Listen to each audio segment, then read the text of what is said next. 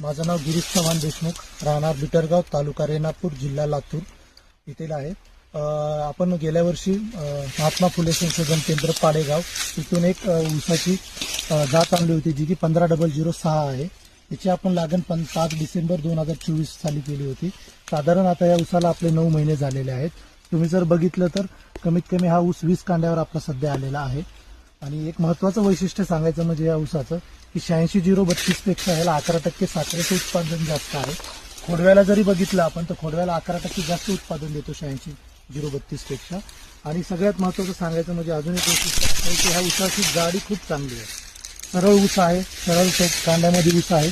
आणि तुम्ही जर बघितलं तर इथं आपले 8-9 फुटवे आहेत. ह्या 8-9 फुटव्याची जाडी जरी बघितलं तर एकसारखी आहे.